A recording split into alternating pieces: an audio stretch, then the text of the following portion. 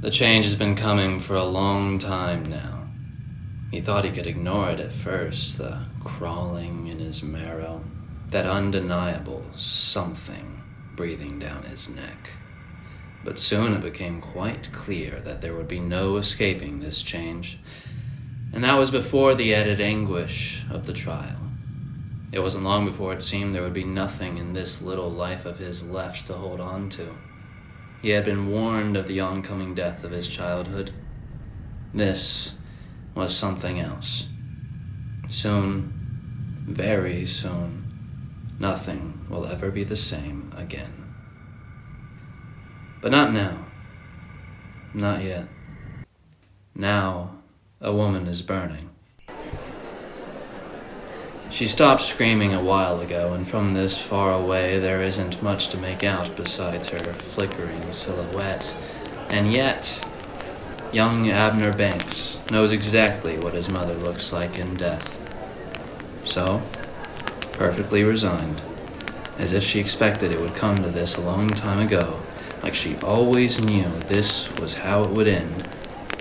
Little Abner is, of course, too young to know that it isn't true, that even if he had received proper warning, there was nothing he could have done to stop these people.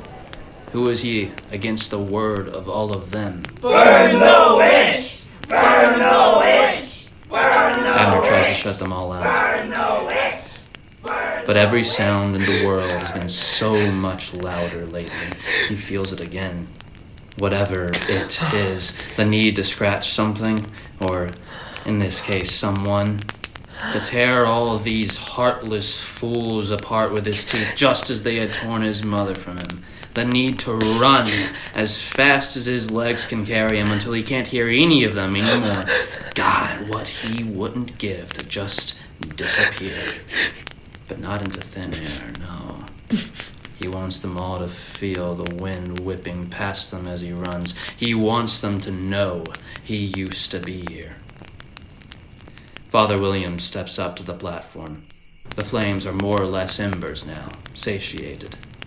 It is finished! Now would be the time to do it.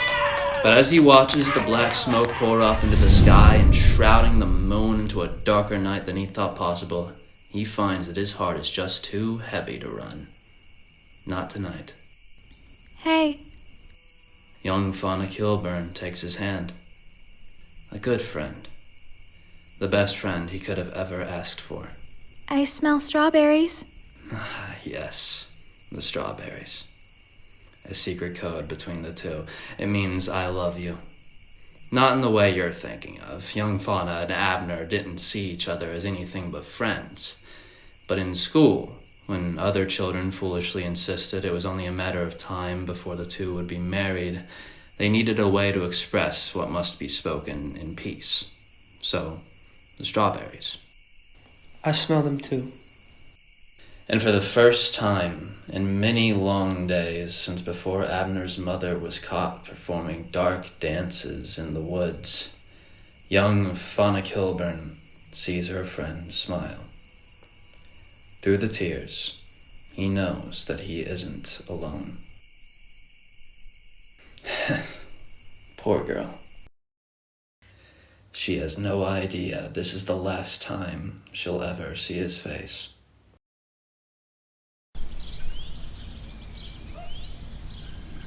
Fauna! Rowan Kilburn calls to his daughter from the gate. It has been 4 days since young Abner Banks disappeared. The search parties are growing restless, as is little Fauna. Fauna! Hello? Oh, sorry, Papa, I didn't hear you. It's alright. Are you ready to go? Go... It's Sunday, sweetheart. Did you forget? We have church. Oh. Get your shoes on.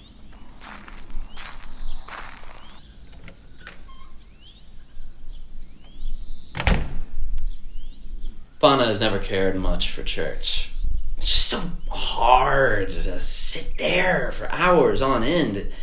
She knows she shouldn't think this way, knows that to be a good girl, she must sit still and pray and listen to all that Father Williams has to say about God's grace and his teachings and his love. You see the trouble, don't you? Fauna and the Lord our God haven't quite seen eye to eye in recent years.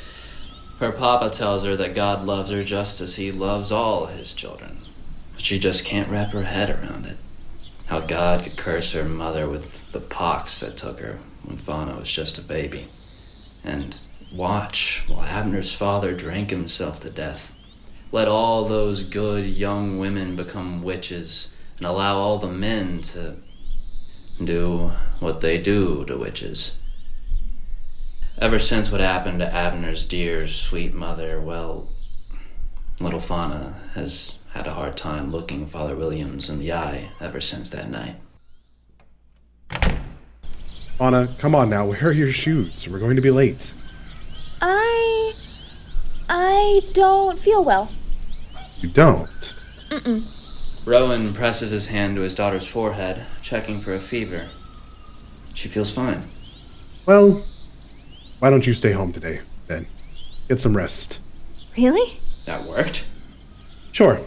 No harm in missing one day, is there? Feel better, my love. Okay. Fauna knows it's a sin to lie, but doesn't know that a lie must be believed in order to make it a proper sin. And now the day is hers. What to do with it? Oh, hi there, kitty. The creature saunters right up to her outstretched hand, rubbing its soft little head affectionately against her palm. You're a friendly one, aren't you? The cat has no collar, and doesn't look like any of the ones she's seen wandering around town. It alights onto her lap, bringing its face rather close to hers, staring intently at her in a way that no animal really has before. Do you want to play with me today, new friend? And suddenly, a voice that no one else can hear whispers from behind the cat's large yellow-green eyes, right into little Fauna Kilburn's heart. A voice she hasn't heard in 4 long days. Smell strawberries. Abner? Caleb! Caleb Banks looks up from his wood chopping to see his little brother's best friend running at him full speed, carrying... Is that a cat? He hasn't slept much in the past 4 days, so it could be... No, that's definitely a stray cat. Okay. Caleb! What is it, Fauna? Oh. Go on, catch your breath. Caleb finds himself smiling despite everything as he waits for Fauna to collect herself. There was always something infectious about the girl and her joy. Shouldn't you be with your father at church? Nope.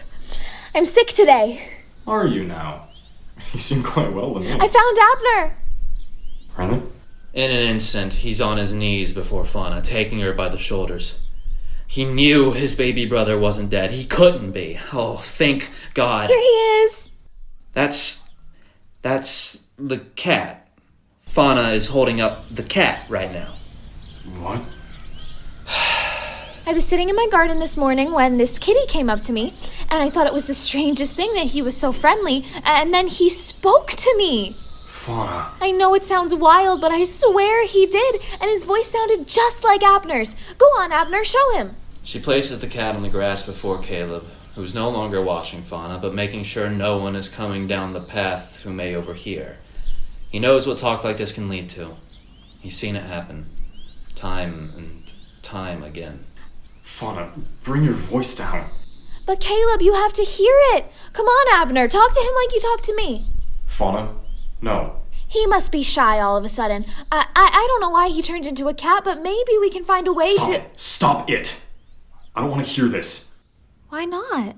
It's not... The girl doesn't need to know how much your heart is hurting, Caleb Banks. The sting of this shred of hope being ripped from you so quickly. She's just a child. I don't have time for your games right now, Fauna. It's not a game. I know it's been hard for you since Abner ran away, But he didn't run away. Or maybe he did, but he's back now. Someone's turned him into a cat and we have to do something. Do you know what they'll do to you if someone hears you talking nonsense like that? For God's sake, girl, the only way any of us are going to live to see the end of these trials is if we stay quiet. Don't make yourself any more of an outcast than you already are. Do you hear me? Neither of them notice that the cat has wormed its way in between them, standing protectively in front of Fauna. The heat in Caleb cools in an instant as he looks back at his brother's young friend, the tears welling up in her eyes as she holds her red cheek. Why?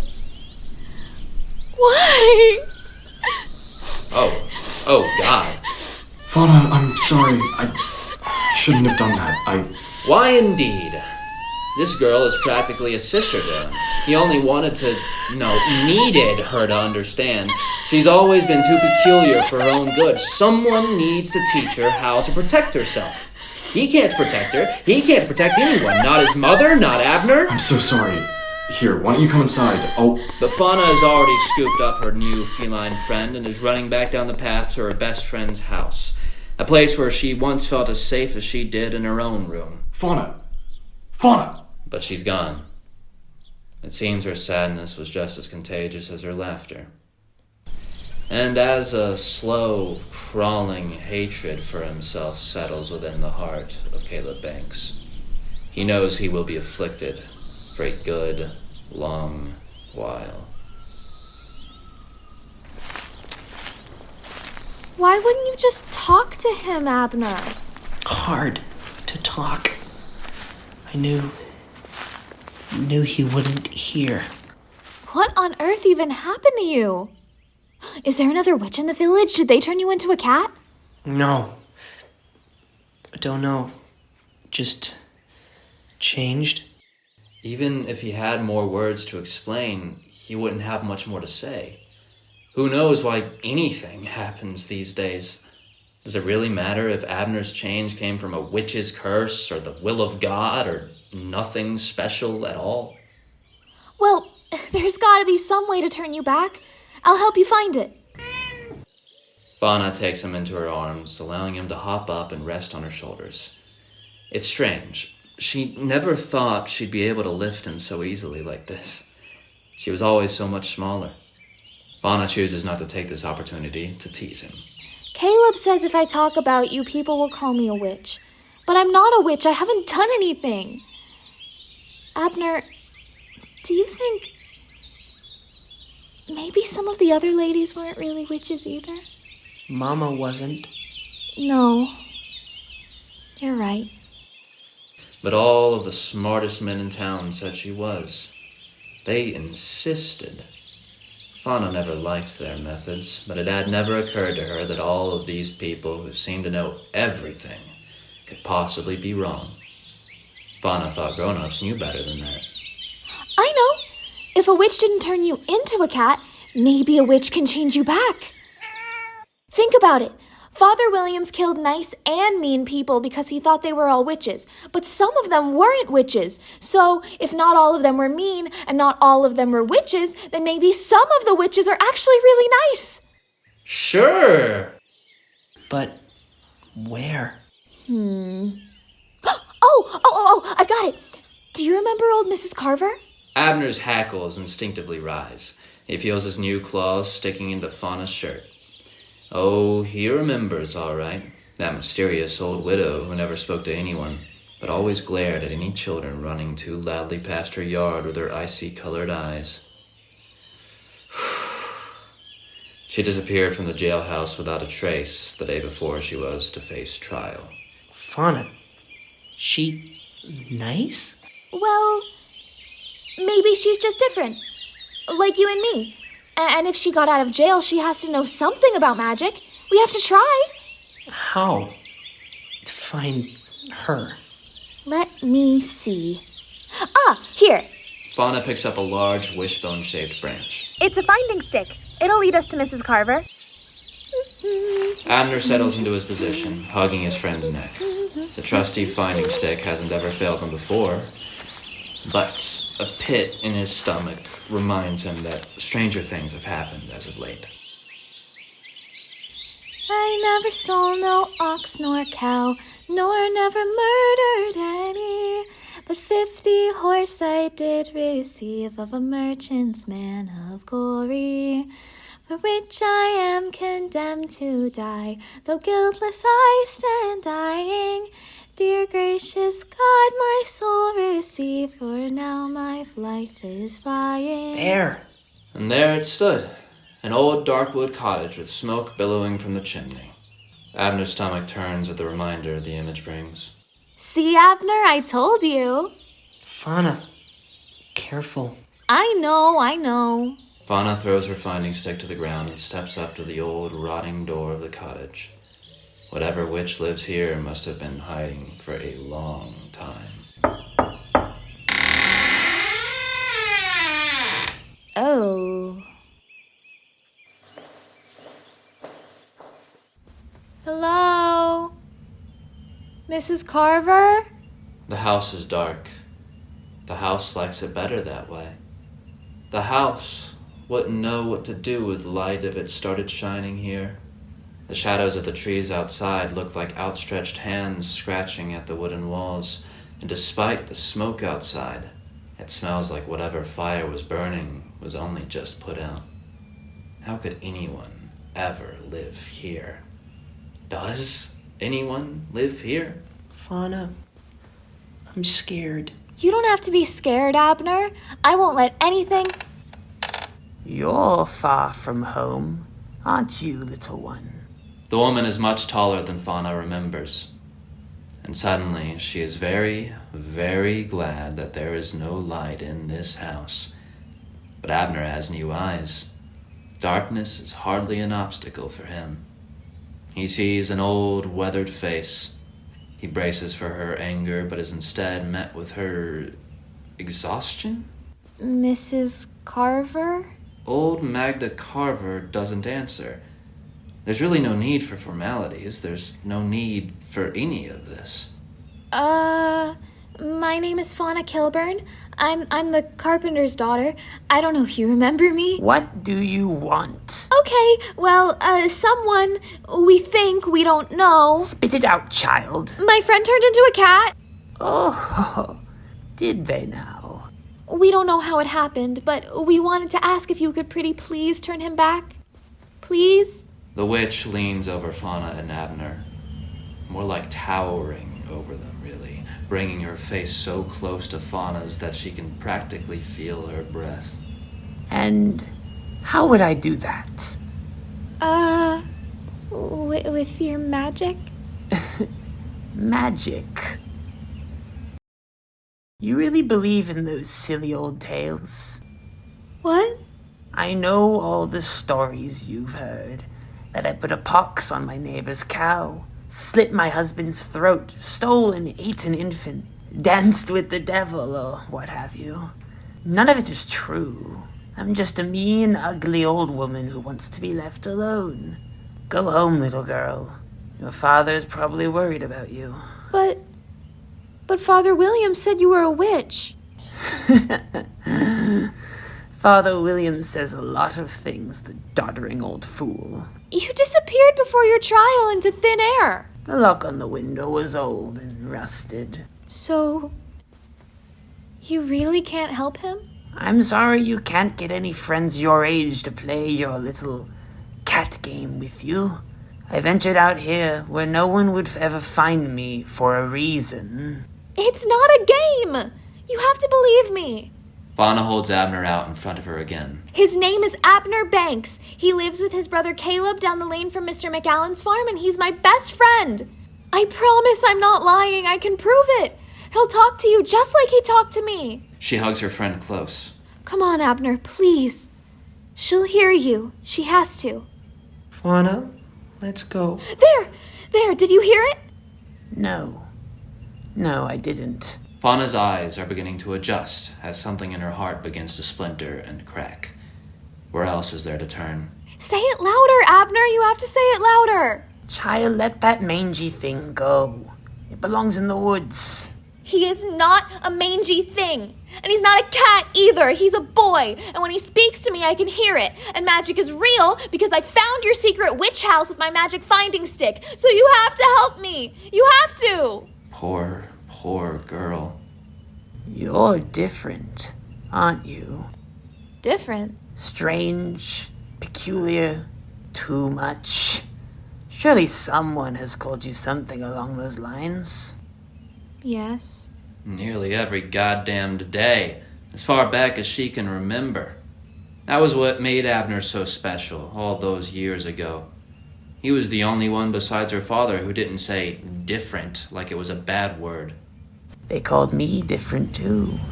People don't like different. They make up stories about different.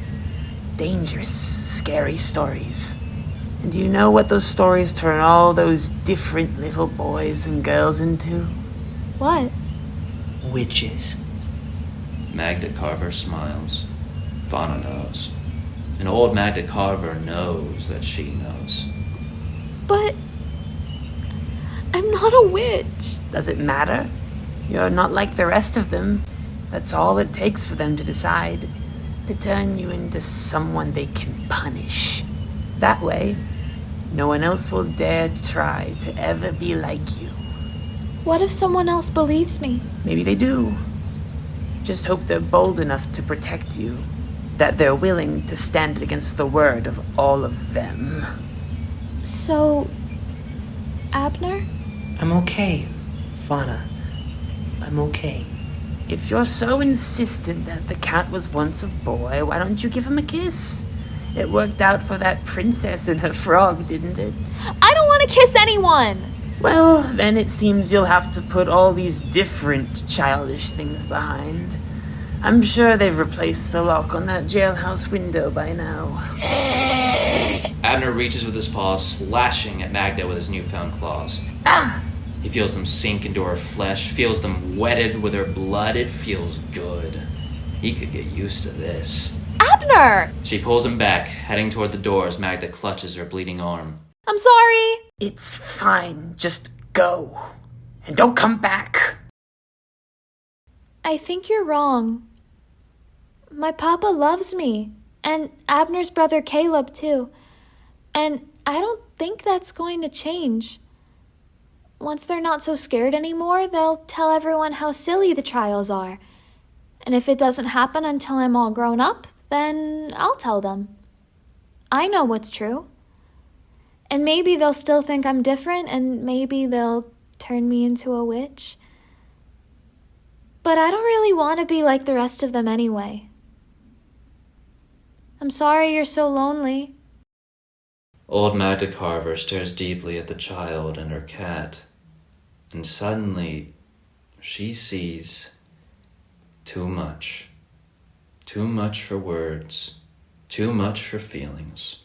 It's too hard. And so she doesn't think or feel anything at all.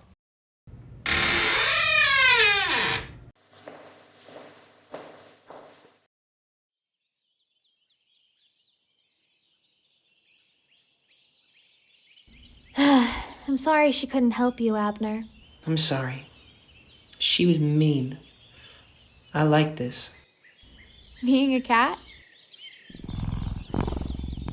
Yeah, I bet it's fun.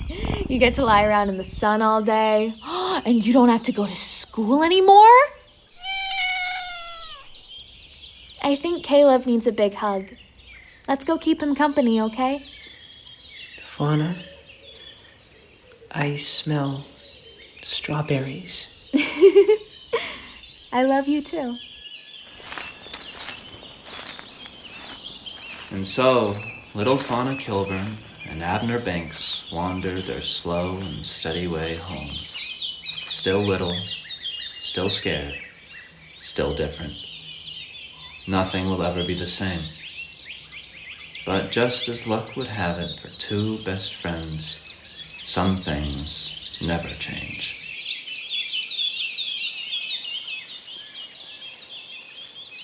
All of Us Witches, written, directed, and edited by Julia LaBouche.